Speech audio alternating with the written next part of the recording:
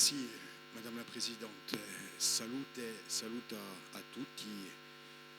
Je presento gli esecutivi, cari membri di esecutivi, cari consiglieri, cari tutti, signora Presidente, a ringraziarvi per le vostre parole di introito. Vorrei prima di tutto, non mica protocolo semplicemente, ma sinceramente ringraziare prima di tutto quella che ha con me Francesca Campana, che è rapportore della Commissione. Ringraziare, al di là dell'amicizia, di rigore per tutto il suo accompagnamento, il vice presidente della Commissione, Don Joseph Lucioni. Ringraziare tutti i membri della Commissione. Cara Presidente, ringraziarvi di nuovo per il vostro accompagnamento. Ringraziare il Presidente dell'Esecutivo di nuovo per la sua partecipazione fida e continua. Vorrei, se voi mi permettete, Madame la Presidente, ringraziare i funzionari dell'Assemblea di Corsica che sono sotto la vostra autorità e sotto l'autorità del Presidente esecutivo, che ringraziare dell'Assemblea perché senza la sua impiegazione fortissima sul rapporto non sarebbe mica stato possibile, dunque a ringraziarvi a tutti.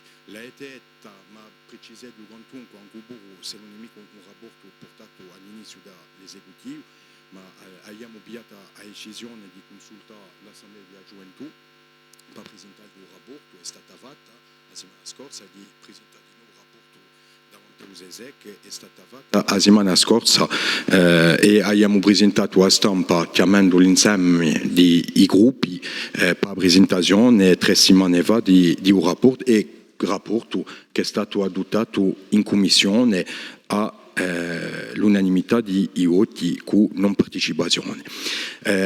Dunque, voglio ringraziare tutti e di due parole di non il lavoro della commissione. Penso che l'originalità di questo lavoro qui è d'aver interrogato 3 tipi differenti di persone che ci hanno aiutato a capire meglio l'autonomia.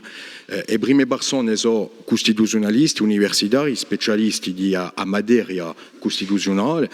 Je veux ici saluer et remercier la professeure Vanda Mastor, le professeur André Fazzi et la professeure Véronique Bertil de l'Université de Bordeaux qui nous ont permis tous trois de faire un large tour d'horizon et de vraiment mieux cerner, mieux comprendre ce qu'était l'autonomie. Nous avons également auditionné des présidents de région. Vous en avez déjà cité, Madame la Présidente, présidents de région qui nous ont permis de voir comment au quotidien ils éprouvaient l'autonomie, les décisions qu'ils avaient pu prendre, quelles étaient les difficultés, parce que bien sûr difficultés il y a, mais aussi quelles étaient les perspectives et les moments heureux, si je puis dire, de l'autonomie. Et enfin, nous avons auditionné, dénués de toute idéologie, tout un certain nombre de fonctionnaires et hauts fonctionnaires qui éprouvent des statuts d'autonomie. Je pense par exemple, et je reviendrai dessus, la délégation du Congrès de Nouvelle-Calédonie Kanaki, le représentant aux affaires extérieures du gouvernement des îles Baléares, le secrétaire général du Trento, donc tout un certain nombre de fonctionnaires qui nous ont permis de, par leur position de fonctionnaires, également d'avoir un troisième avis. Donc nous avons des constitutionnalistes, nous avons des acteurs politiques et nous avons des fonctionnaires. La conférence de coordination nous avait chargé le 27 janvier, vous l'avez rappelé, de mener un travail, je reprends les mots qui avaient été prononcés à l'époque, notamment par le président de l'exécutif, d'éclairage autour de l'autonomie, notamment à l'adresse de l'État, et je dirais pourquoi, aussi à l'adresse de l'État, et à l'adresse des élus de cette Assemblée, de l'exécutif, mais au-delà, à l'adresse du peuple corse et des citoyens. Alors je dois dire d'emblée que nous avons été aussi confrontés à une forme de ce qu'on qualifie en psychologie d'injonction paradoxale. C'est-à-dire que d'un côté, on nous a dit jusqu'au mois dernier à peu près que nous n'avions pas défini l'autonomie, plutôt de ce côté-ci des bancs de l'Assemblée. On nous disait, mais vous parlez beaucoup d'autonomie, mais il faut la définir. Et de l'autre côté de l'hémicycle, on nous dit, mais en gros, on n'avait pas forcément besoin d'un rapport supplémentaire pour définir l'autonomie pour la Corse. Donc on avait d'un côté un reproche de non-définition, et une fois que l'autonomie a été clairement définie, on nous dit qu'on n'avait pas forcément besoin de la définir. Et vous voyez qu'on se situait un petit peu entre ces deux injonctions. Nous avons fait le pari, ou en tout cas le parti pris, de dire que l'autonomie, et ça s'est révélé très clair dès le début des premières auditions. J'ai presque envie de dire, je le dis sur le ton de la boutade, il y a, et Van Damastor le rappelle déjà dans son rapport qui avait été remis au président de l'exécutif, presque autant d'autonomie que de gens qui parlent d'autonomie. Et donc ça pose un problème. Et nous avons voulu, en termes de rapport d'information, éclairer cette Assemblée avec toute l'arc-en-ciel, si je puis dire, relatif à l'autonomie, et proposer, informer, de dire où nous mettions le curseur, et où, notamment, le curseur de la revendication principale des nationalistes et des autonomistes depuis maintenant 50 ans, où le curseur se situait, et notamment revendication qui s'est matérialisée à travers un vote majoritaire des Corses, à travers une autonomie de plein droit et de plein exercice. Et lorsque l'on commence à s'intéresser sur le fond aux autonomies, nous on a considéré qu'on ne pouvait pas se retourner vers l'Assemblée de Corse, les élus, vers l'exécutif, vers les Corses, vers le peuple corse et vers l'État, en disant simplement, nous on veut avoir le pouvoir de légiférer. Je pense qu'il nous fallait aller plus loin, d'autant que l'autonomie, on s'est aperçu qu'on pouvait parler d'autonomie matérielle, on pouvait parler d'autonomie organique, on pouvait parler de compétences d'attribution, on pouvait parler de compétences de principe, on pouvait parler d'article 74, de titres. Je me rappelle de débats endiablés, on se le rappelait avec Julien Paolini en 2018, lors d'une précédente délibération. Il y avait énormément de prise de parole relative à la nature de l'autonomie. Il nous a semblé en commission et au regard des différentes auditions de devoir impérieusement éclairer la notion d'autonomie à l'adresse notamment du peuple corse. Et j'évoquais des premières difficultés pour cerner la notion d'autonomie, parce qu'on s'est confronté aussi à d'autres difficultés. C'est que dans la Constitution même française, nous est apparu, alors qu'on nous présente depuis des décennies et des décennies, une loi qui est la même pour tous en France, donc qui concerne l'ensemble des citoyens, qui concerne l'ensemble des collectivités. On nous dit que la Constitution est un bloc homogène, et on s'aperçoit, lorsque l'on regarde de manière très précise, avec un regard analytique et critique, la Constitution française, qu'elle bénéficie ou qu'elle souffre, chacun se prononcera comme il l'entend, d'une extrême plasticité, et notamment au regard de l'autonomie. C'est-à-dire qu'on part de la libre administration avec des collectivités qui sont en dehors de l'article 72 ou apparentées à l'article 72, comme la Corse, article 73, article 74, titre pour la Nouvelle-Calédonie, article 76, article 77, et on vous dit finalement, l'autonomie, c'est un peu tout ça. Et donc là, on avait une grande difficulté à dire et à objectiver et à montrer ce qu'étaient réellement les possibilités de l'autonomie dans le cadre français. Et on s'aperçoit en plus que, au sein d'un même article, 73, 74 notamment, diverses collectivités, donc qui ont divers statuts, sont régis par un même article. Je vous prends un seul exemple illustratif. L'article 74 est régi par le principe de la spécialité législative, ce qui s'apparenterait à une forme d'autonomie. Or, dans cet article 74, 4 collectivités françaises, territoriales françaises, n'ont pas demandé ce principe, donc ne sont pas régies par le principe de la spécialité législative. Une seule collectivité a demandé à bénéficier du principe de la spécialité législative, qui est la Polynésie française, au sein d'un même article. L'article 73, même chose, il y a des différences majeures. Donc, on s'aperçoit finalement que vous avez, dans le cadre français, par exemple, la Polynésie, qui est considérée comme un territoire autonome, mais permettez-moi de le qualifier autonome à minima, à travers des lois de pays qui concernent la Polynésie, mais qui sont dictées ou encadrées par le contrôle du Conseil d'État, qui sont des compétences matérielles et non pas organiques, qui sont des compétences transférées non pas de manière définitive, mais que le Parlement, l'État peut reprendre, ou que des lois que le Parlement national peut défaire. Et on s'aperçoit à côté que vous avez une autre autonomie, celle de la Nouvelle-Calédonie, Kanaki, qui, elle, est de nature organique, avec des transferts irréversibles, que le Parlement national ne peut pas faire défaire les lois de Nouvelle-Calédonie. Mais première difficulté, si je puis dire, la loi en Nouvelle-Calédonie et la loi en Polynésie a le même nom, ça s'appelle des lois de pays. Donc déjà, là, il y a une première ambiguïté, mais on voit bien que les natures de ces lois sont totalement différentes. Donc, exprimer très fortement cette grande variabilité et ajouter aussi, ça a été le fruit des auditions, que, par exemple, lorsque vous lisez le Code général des collectivités territoriales, qui est un peu ce qui régit notre vie collective pour les collectivités territoriales, vous apercevez qu'il y a des articles dans le CGCT qui consacrent l'autonomie, notamment de territoires insulaires, Saint-Barthélemy et Saint-Martin, où il est écrit noir sur blanc, la République garantit l'autonomie de Saint-Barthélemy, la République garantit l'autonomie de Saint-Martin, par exemple. Or, les constitutionnalistes auditionnés nous disent, en aucun cas, ces territoires peuvent être considérés comme des territoires autonomes. Donc, vous avez grosso modo des territoires dont l'autonomie est garantie par la République, or ils ne sont en rien autonomes. Vous avez des territoires comme la Polynésie française qui sont, on va dire, autonomes, mais d'un point de vue matériel avec davantage de contrôle, et ça ne correspond pas à ce que l'on demande. Vous avez des territoires comme la Nouvelle-Calédonie qui sont autonomes à maxima. Et pour rajouter un petit peu de confusion, nous avons, dans le cadre de la commission, procédé à une analyse critique à l'appui des constitutionnalistes que nous avons concertés, que nous avons auditionnés, une analyse critique des documents qui nous étaient présentés à Paris.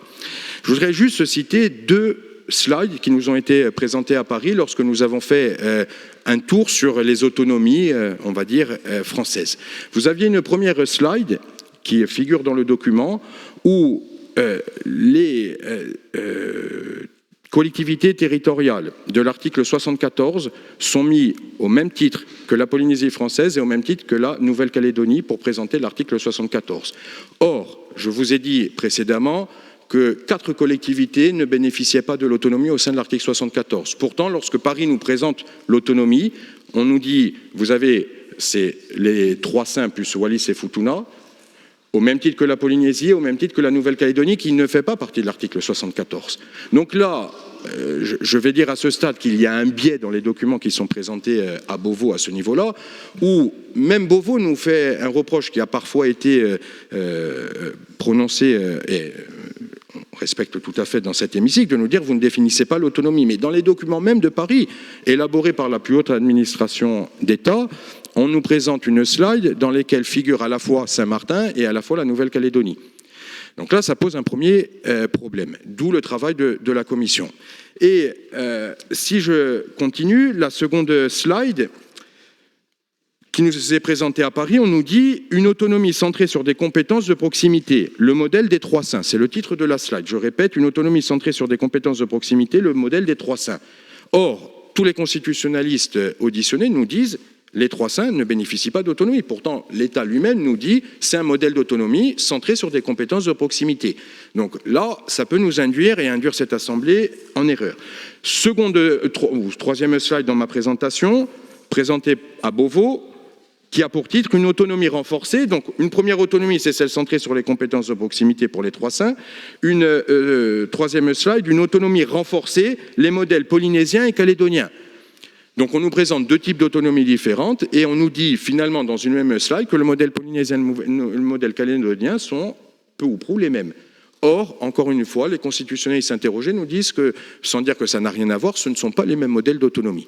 Donc il a fallu, et là je suis relativement bref dans ma présentation, il a fallu naviguer, si je puis dire, pour essayer d'objectiver un certain nombre de données relatives à l'autonomie, naviguer autour de toutes ces définitions pour arriver, et je le dis rapidement à ce stade, à la définition la plus conforme à la revendication d'autonomie de plein droit et de plein exercice, c'est un transfert de pouvoir législatif avec un contrôle de la part du Conseil constitutionnel. Nous avons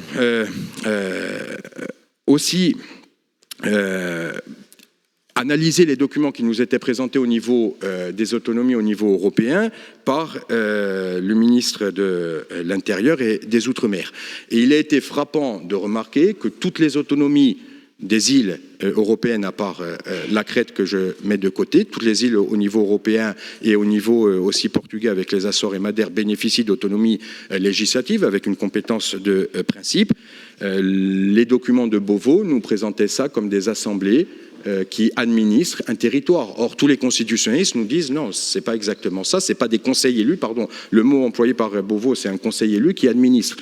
Les constitutionnalistes nous disent non, c'est des gouvernements autonomes qui s'auto-gouvernent et qui gouvernent des territoires avec une autonomie législative. Donc vous voyez un petit peu, la conclusion a été de dire sur l'analyse de ces documents, finalement il y avait on maximisait du côté du gouvernement tout ce qui était relatif à la libre administration et on minimisait tout ce qui était relatif à l'autogouvernement par des gouvernements autonomes. Nous avons aussi, et ça a été un apport majeur, après avoir défini et clairement défini ce qu'était l'autonomie et ce que nous pouvions, où nous pouvions mettre le curseur dans ce cadre-là, conformément à nos revendications et au vote des Corses. Nous avons également auditionné, Madame la Présidente, vous l'avez rappelé, tout un certain nombre de responsables politiques européens, et ça sera la seconde partie de mon propos, tout un certain nombre de responsables politiques européens qui ont finalement banalisé et normalisé ceux qui peut-être avaient encore quelques inquiétudes relatives à l'autonomie, en nous disant une donnée qui est importante, me semble-t-il, que partout sur les territoires où il y avait eu des statuts d'autonomie, certains, notamment au Val d'Aoste, vieux de 75 ans maintenant, d'autres, côté espagnol, à peu près de 40 ans après la chute de Franco, en Italie, que ce soit des territoires continentaux ou insulaires, nous avons interrogé les deux, il n'y avait jamais de retour en arrière ou jamais de volonté de revenir en arrière. Et je pense qu'on doit se demander ici collectivement pourquoi. C'est-à-dire qu'il n'y avait pas d'élection qui consacrait des partis qui prônaient un retour en arrière par rapport à l'autonomie. Et tous les responsables politiques que nous avons interrogés, sans leur demander d'ailleurs leur couleur politique, s'ils étaient de gauche, de droite, nationalistes ou pas, tous nous ont dit que l'autonomie marchait et l'autonomie fonctionnait et ils nous ont avancé un certain nombre de mesures. J'en retiens quelques-unes ici, non pas de manière exhaustive, vous le comprendrez bien évidemment. Si l'on prend Majorque, qui est un territoire, notamment les îles Baléares, sur lequel souvent on parle parce qu'il est soumis à énormément de pression. Le représentant du gouvernement des Baléares nous rappelait que grâce à un statut d'autonomie, ils avaient pu sur les 8 dernières années protéger 32% des terres de Majorque et les rendre inconstructibles. 32% des terres de Majorque, alors que les îles des Baléares, l'archipel, est soumis à une énormissime pression touristique. Ils nous disaient qu'ils avaient pris une loi sur la limitation du plastique qui allait bien au-delà des directives européennes, qu'ils n'auraient pas pu le faire s'ils n'avaient pas été autonomes. Il nous a dit aussi qu'aux Baléares, ils avaient pris la première loi d'Europe relative au changement climatique. Et la loi avait été tellement performante et bonne qu'elle avait été reprise au niveau national espagnol. Monsieur André Faz, il nous disait dans le cas de la Sicile, par exemple, avec des compétences sociales importantes, que le gouvernement de Sicile avait pu prendre des mesures de type RSA qui anticipaient les mesures italiennes de près de 10 ans en matière d'accompagnement social. Monsieur Bertigny, du Val d'Aoste, nous disait, par exemple, qu'ils avaient pu prendre des mesures extrêmement importantes en faveur de la protection du patrimoine naturel et historique, qu'ils avaient pu protéger leur patrimoine naturel et historique et contrecarrer aussi l'abandon des vallées latérales qui sont davantage abandonnées. Il nous disait aussi, M. Bertin, qu'ils avaient pu, dans la renégociation permanente avec l'État sur le statut d'autonomie, bénéficier aujourd'hui, je parle sous le contrôle des commissaires, de 9 dixièmes et dans certains cas de 10 dixièmes de l'impôt sur le revenu que payaient les habitants du Val d'Aoste. Et il nous disait que ça leur permettait de mettre en place des politiques publiques extrêmement fortes. Il nous invitait aussi, avec un statut fiscal, d'autonomie fiscale, à abandonner une logique de ce qu'il a appelé de finances dérivées et de dire vraiment qu'on devait maîtriser les finances publiques et l'impôt pour mettre en place des politiques publiques. Le président Casvalder du Trento, d'une province du Sud-Tyrol, nous a fait remarquer que le Sud-Tyrol était la région la plus pauvre d'Italie avant l'autonomie et qu'elle était à présent l'une des régions les plus riches d'Italie, voire d'Europe. Et on pourrait multiplier ainsi les exemples. Alors, en vous disant ça, j'anticipe un petit peu une éventuelle critique qui pourrait m'être ou nous être adressée. Je ne dis pas que demain, un statut d'autonomie va régler tous les problèmes sociaux, tous les problèmes culturels, que ça va être l'Eldorado pour la Corse. Il ne faudrait pas déformer mon propos à ce stade. Je vous dis simplement, en tant que président de commission, au titre de la commission, que les présidents de régions que nous avons auditionnés, sans leur demander jamais aucunement leur couleur politique, les fonctionnaires que nous avons auditionnés, nous ont tous dit unanimement, sans méconnaître les difficultés de l'exercice des politiques publiques et des responsabilités publiques, nous ont tous dit à l'unanimité que dans la plupart des pans qui nous intéressent, nous pouvions, grâce à un statut d'autonomie, avoir des politiques publiques qui allaient impacter durablement à la fois le quotidien des Corses et à la fois des identités collectives pour nous permettre de nous projeter en tant que peuple pour les décennies à venir. Je voudrais aussi saluer Monsieur Omarjee, député européen, président de la commission régie de l'Union européenne, qui est venu avec le député européen François Alphonse, qui est venu aussi nous faire toute la démonstration d'une impérieuse nécessité d'agir au niveau européen, notamment au niveau de l'article 174. Et nous avons pris avec lui l'exemple, depuis que son rapport de commission a été voté à une très large majorité au sein du Parlement européen, l'Italie a modifié sa constitution et fait apparaître maintenant l'insularité très clairement comme une donnée objective dans la constitution italienne pour des politiques publiques futures. Donc nous pourrions à ce titre aussi demander un certain nombre de choses au niveau européen. Nous avons également travaillé énormément sur les fameuses lignes rouges, qui a été un point, que ce soit dans cet hémicycle ou médiatiquement ou au sein du peuple corse, un point de crispation. Je ne reviens pas sur la première ligne rouge. La Corse autonome doit rester dans la République. Par définition, l'autonomie, ce n'est pas l'indépendance, donc j'évacue à ce stade cette question-là. En revanche, la seconde ligne rouge, qui est celle... Alors, nous aurions bien évidemment politiquement préféré que le processus ne débute pas avec un certain nombre de lignes rouges posées, mais la seconde ligne rouge, un peu plus étonnante, est celle de dire que nous ne devions pas créer une seconde catégorie de citoyens, et notamment de citoyens corses.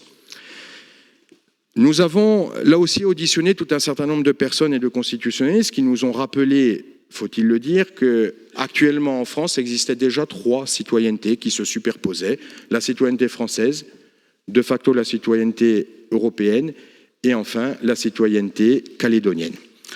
Le ministre Darmanin nous dit à Beauvau, vous appuyez beaucoup sur la Nouvelle-Calédonie et le processus et l'autonomie de la Nouvelle-Calédonie, celle qui est à maxima dans le cadre français, est liée à un processus d'autodétermination et donc cette citoyenneté également. Nous lui avons dit, et nous le disons très clairement dans le rapport, qu'il y a une différence notoire, et ça c'était tout le travail aussi essentiel de la commission et des auditions, c'est que la citoyenneté calédonienne a été conçue et attribuée uniquement pour définir un corps électoral dans le cadre des processus et des votes d'autodétermination. Pourquoi je vous dis ça? Ça veut dire que toutes les revendications que nous préconisons depuis maintenant plusieurs décennies et très fortement depuis que nous avons accédé aux responsabilités en 2015 sont déjà appliquées tout ou partie avec des intensités et des modulations différentes selon les territoires dans le cadre constitutionnel français sans que cela ait engendré la création d'une nouvelle citoyenneté. C'est-à-dire que notre corpus revendicatif pour lequel nous nous battons et pour lequel nous avons été élus pourrait être, dans le cadre du processus, tout à fait appliqué avec un certain nombre de réserves, de difficultés, de discussions à mener, sans que cela ne crée une citoyenneté à part entière. Ça ne veut pas dire qu'on n'est pas pour une citoyenneté corse au demeurant, c'est pas ça que je dis. Mais je dis que cette ligne rouge-là ne peut pas, ou en tout cas au regard du travail de la Commission, ne peut plus être un argument opposable au fait d'aboutir sur un certain nombre de revendications. Je dis simplement, si je vais qualifier ou résumer le rapport, l'autonomie est possible en France, premier enseignement. Elle est commune en Europe, second enseignement, et elle est la règle partout en Méditerranée, troisième enseignement. À partir du moment où le président Emmanuel Macron dit qu'il veut réinscrire la Corse dans son destin méditerranéen, moi je crois que la voie du possible ou la voie des possibles est largement entamée. Nous avons également, et c'est la troisième et dernière partie du rapport, commencé tout un travail sur l'identification des compétences parce qu'on a estimé qu'on ne pouvait pas dire et se contenter de simplement dire une autonomie, c'est obtenir une compétence que nous n'avions pas avant et qui serait transférée que nous aurions après. Nous avons collectivement pensé qu'il fallait aller un petit peu plus loin. Je vous cite juste des termes qui nous ont été avancés. Compétences réservées, compétences exclusives, compétences partagées, compétences non transférables, compétences de principe, compétences d'attribution, compétences propres, compétences secondaires.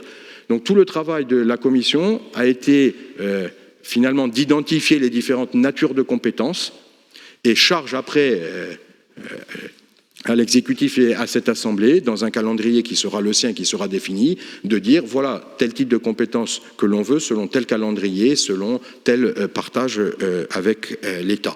Mais on ne pouvait pas décemment rentrer dans cet hémicycle et venir devant vous et vous dire l'autonomie c'est juste un transfert de compétences, les choses nous sont apparues bien plus compliquées que cela. Je terminerai avec 2 points. L'audition de la Nouvelle-Calédonie au chapitre des compétences à transférer.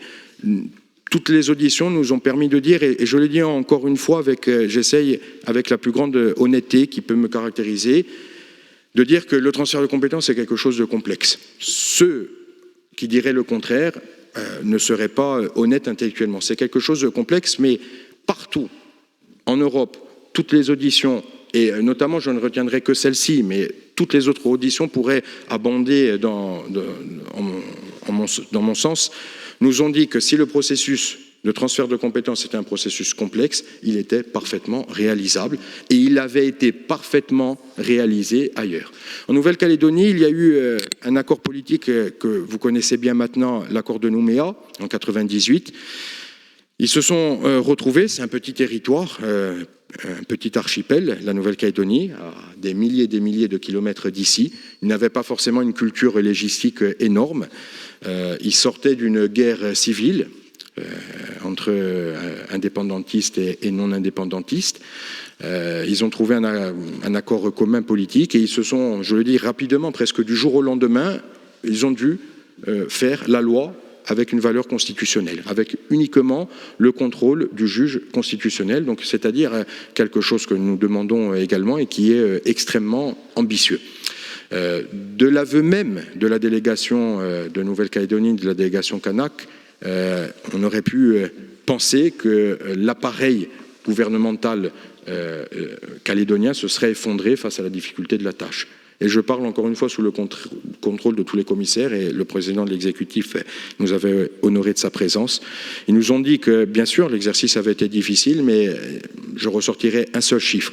259 lois à valeur constitutionnelle qui ont été prises en 25 ans depuis la loi organique qui les a rendues autonomes. 259 lois. 5 lois invalidées par le Conseil constitutionnel. C'est vous dire la qualité de la production, c'est vous dire la faisabilité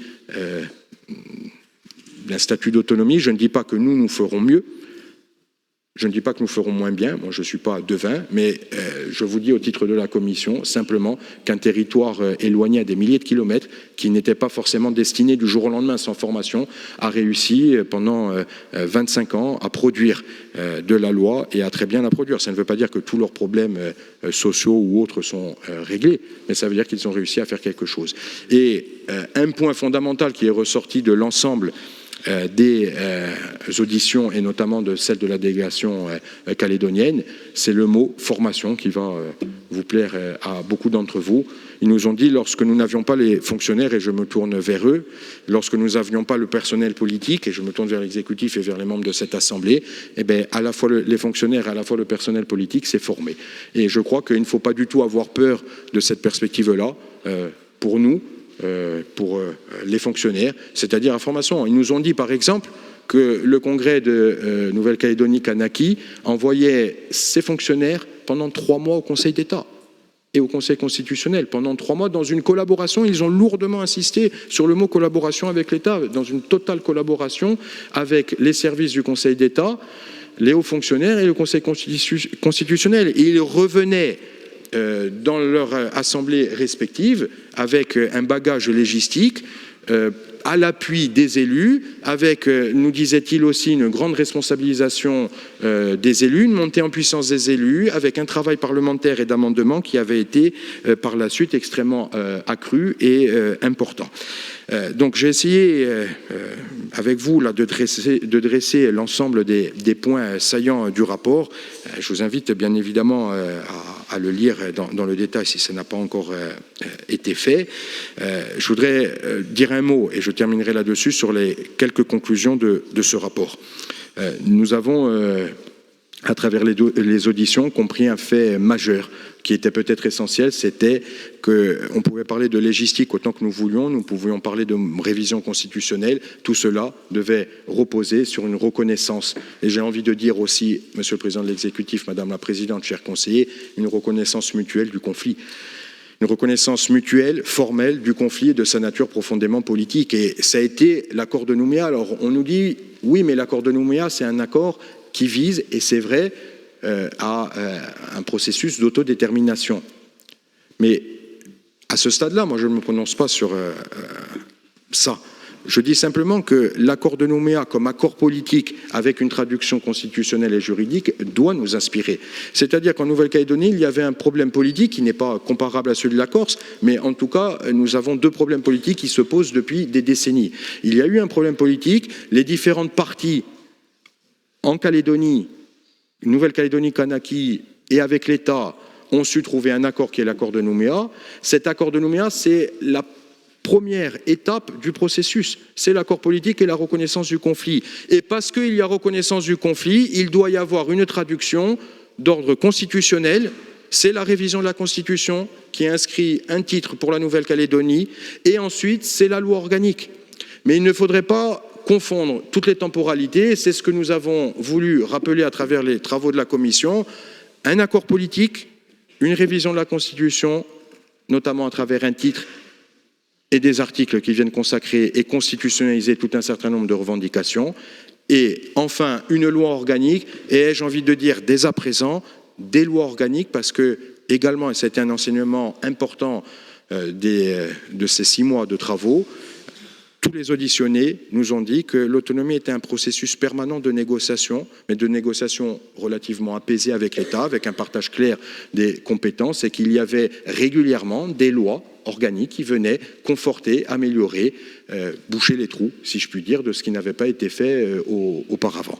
Donc, la reconnaissance du conflit, se prémunir nous l'avons dit déjà auprès des membres de cette Assemblée, de la Commission et de l'exécutif, se prémunir d'une possible autonomie de façade, avec une autonomie qui serait mentionnée, nous avons pris l'exemple du CGCT, sans qu'il y ait de transfert humain, sans qu'il y ait de transferts fiscaux et budgétaires, ou avec un transfert de compétences qui ne soit pas abouti.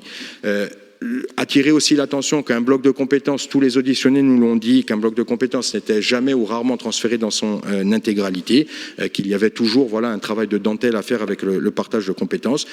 Les constitutionnalistes nous ont aussi attiré sur un fait qu'il serait, selon eux, préférable de demander une compétence de principe, c'est-à-dire que la collectivité de Corse aurait de principe l'ensemble des compétences et l'État, comme ce qui se fait ailleurs et ce qui se fait dans toutes les îles de Méditerranée, aurait une compétence d'attribution, c'est-à-dire aurait une liste de compétences attribuées qui serait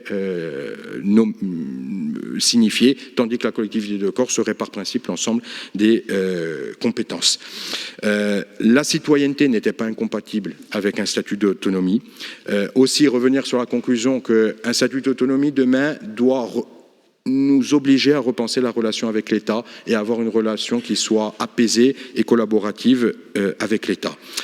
L'autonomie, mais d'autres interviendront certainement dessus, permettait de régler tout un certain nombre de problèmes, même si ce n'était pas la commande qui avait été passée par la conférence de coordination, mais en termes de fiscalité, en termes de patrimoine, en termes de lutte contre la spéculation, en termes fonciers, en termes de transmission, en termes environnementaux, en termes de politique de normalisation linguistique, c'est qu'un statut d'autonomie permettait d'avancer sur tous ces points. Et je termine enfin en nous disant en vous disant qu'un statut d'autonomie, et ça a été relaté à travers toutes les auditions, un statut d'autonomie permettait aussi la mise en place d'une mécanique de subsidiarité interne.